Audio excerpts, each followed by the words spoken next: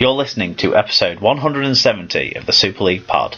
Coming up, we've got all the big rugby league news, all the big game match reviews, predictions and return of the quiz. We also get the inside scoop on international refereeing appointments, find out just how pimping it is to go to an orchid fair, and question how safe it is to be a Warrington mascot these days. Strap yourselves in, kids. It's the Super League Pod.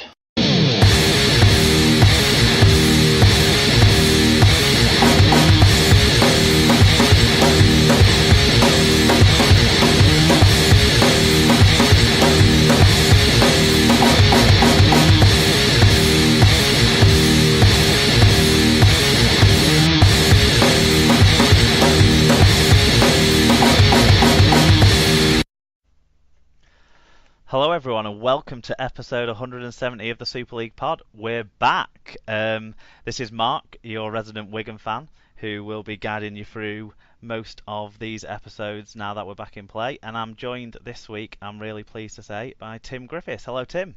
Hello, how you doing? I'm good, thank you. So I'm going to give a little bit of an update for everyone on where the show has been, and then we'll give a bit more of a fuller introduction to you because you've got a great sort of rugby league story to tell. Because obviously your accent doesn't sound local to the rugby league heartlands, but you are very much a full-hearted rugby league fan. So it's not quite an M62 dialect, is it? Not quite, but I think it's going to be great to have a range of voices on the show this year, and that sort of takes me into the update. So no Tom anymore. He has done his midnight skit, and he is now in the ranks of the listener and not the host.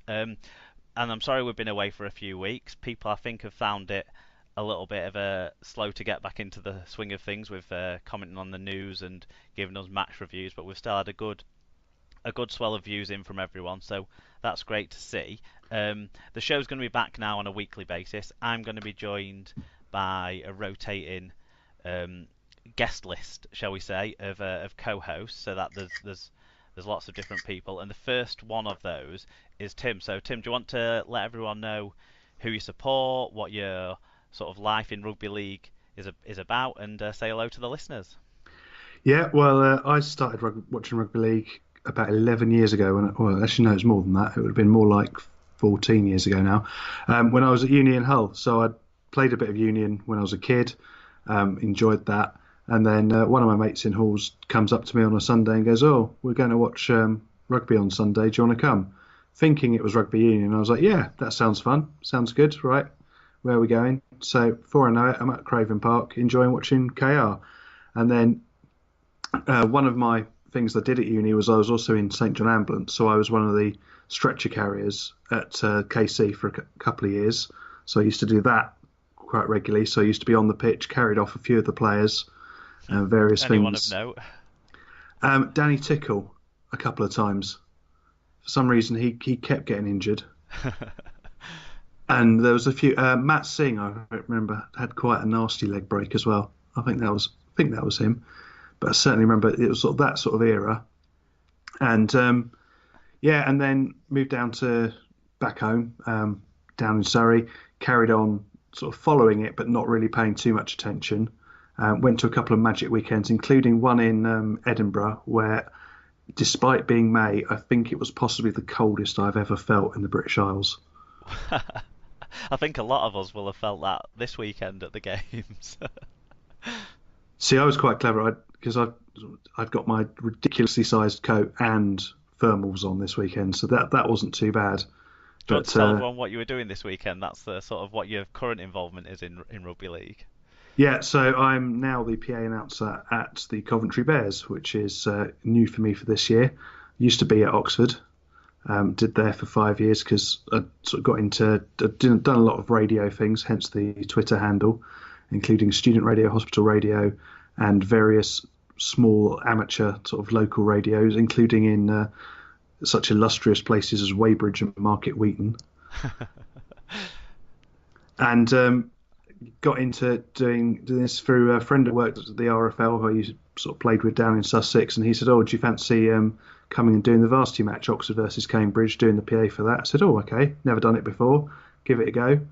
Went and did that, and really enjoyed that. That was fantastic. Then went and weirdly ended up doing Woking Football Club for a couple of years, doing the PA there. And then when Oxford came along onto the scene, I sort of dropped them an email and said, "Oh, I'm not too far away. I was living in Woking at the time, not too far away. Fancy helping out? Do you want anyone?" And then went over there and then got involved in Oxford for 5 years, and then thought. And you were celebrated for your work in letters into League Weekly and things like that. I'd forgotten about that until yesterday. I had written a letter to League Express talking about man buns and the proliferation in the game. And it was just an entire wind-up with a couple of people. I think we were on a trip back from somewhere. And lo and behold, they actually printed it. That was the amazing thing. And then we got a response the next week. You also have a role in sort of the community game, don't you, in the South? So do you want to explain that? I mean, you're already got way more credentials than me and Tom have ever had to be on a show about rugby league. So yeah, I used to play for a little bit at Sussex Merlins, although various injuries, especially to my Achilles, which I tore playing volleyball, and knees, meant that I only ever trundled on for about 5 minutes, and that was about it. But and some Kind of would like say Johnny Vegas when he played in the game at St Helens at Nosey Road. not far off. There was one famous game where I travelled all the way out to Medway, which is a long way from anywhere. It's Gillingham, and I travelled all the way out there, warmed up everything, and I was on the bench, got ready. Second half, it's like, right, you're coming on in 10 minutes. Okay, come on.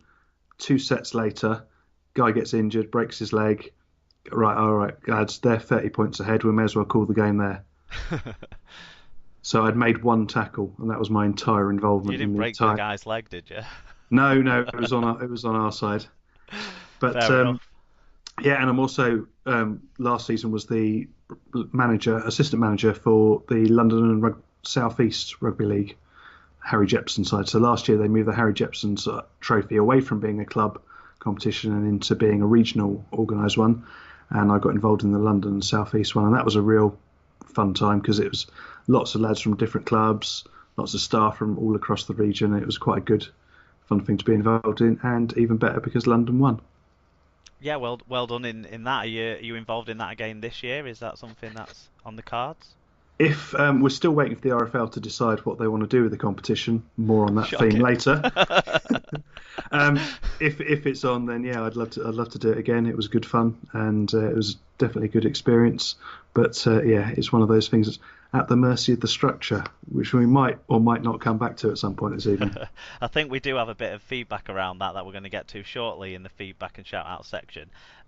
I just want to move on to some shout outs to some people, because one of the new things I've kind of encouraged or asked for is some donations to the show, because last year a lot of people asked about how they could contribute to the show, and a lot of people made it clear that they would be quite happy to make one-off donations to help support the show and make sure it runs smoothly and all of those things. So we've had a lot of donations so far. I want to thank the people who have given those donations. So in no particular order, thank you to Bob Phillips, David Knight, Phil Nadin, David Powell, Chris McEwen, John Hamilton, Rich Langley, Paul Chamberlain, Aaron Smith, Alan Witts, and also our new sponsors that you're going to hear about all throughout the show, because that's something I've introduced to help raise. We need some sort of title for these listeners. I don't know, like cornerstone listeners or something to say that they are at the heart of the show, and they've to thank them for. They need some sort of title. Well, I'm hoping that many other people will join the ranks so that it'll just be the SLP family as a whole. But Dr. Bob Phillips obviously is the listener's listener forevermore, 4 years running. But yeah, we do appreciate all these guys. One of the guys, actually, Paul Chamberlain, that name jumps out from the list because that's not someone who I'm that aware of. So Paul, send us an email, get in touch, tell us how you came about the show and who you support and all those sorts of things. That would be great. If anyone who's listening now hasn't made a donation yet and wants to make a donation, you can do that using paypal.me/Super League Pod. Now I'll put that link up on the post when I release the show, but yeah, paypal.me/Super League Pod, and all donations are welcome, big, small, what have you. The donations, what I'm going to be using them for, obviously the format of the show has changed. You might have picked up on that we're doing this over sort of the airways. We're talking over Skype here, me and Tim, whereas previously me and Tom sat in a room together. So I bought some new headsets, got some new software.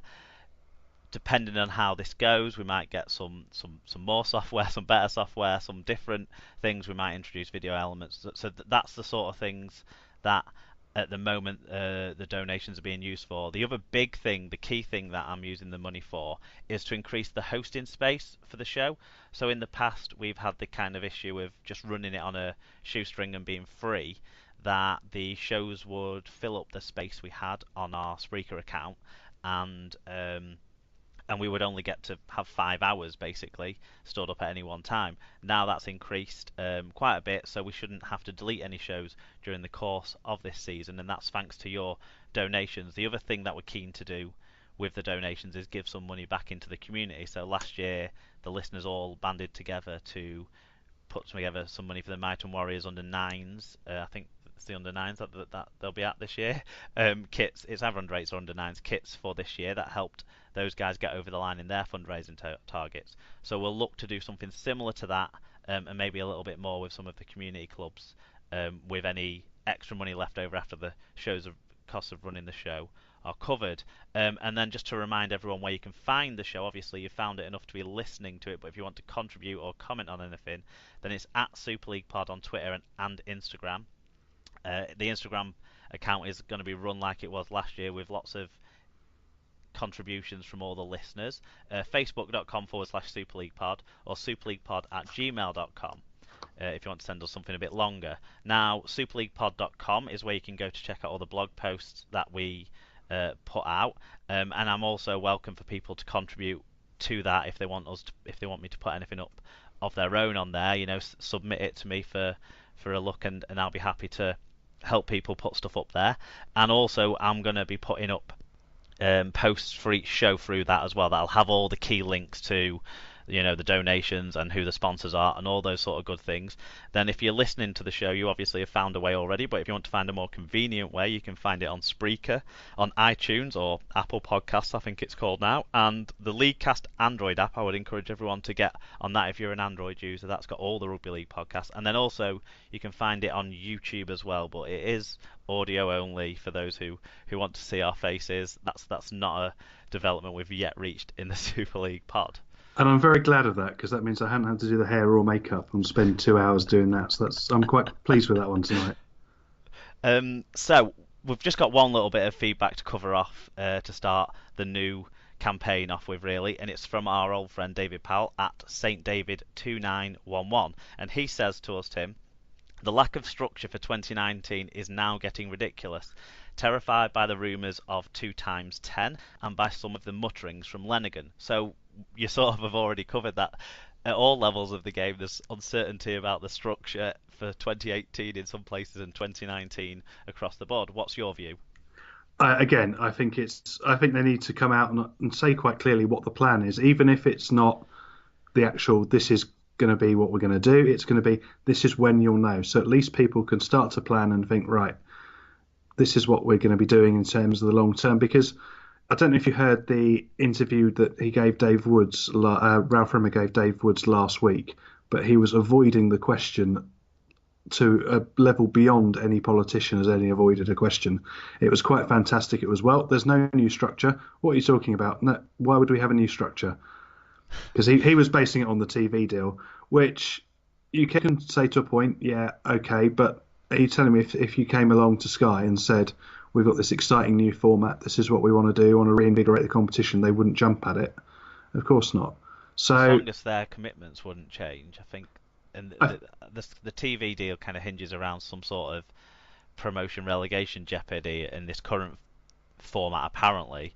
But there's a lot of politics going on, isn't there, around the sport, between the Super League club chairman trying to take more control of the money and things, and Ian Lenigan's one of the driving forces behind that. And some of the things he says seem good, some of the things he says seems not so good. Ralph Rimmer's obviously trying to set his position up to become the permanent executive of the RFL, and he's been pictured tonight with one of the Hearns, yeah. So that's promised a tease out there to all those who love boxing, so want to see all our players in press conferences in spitting what bile at looks each other.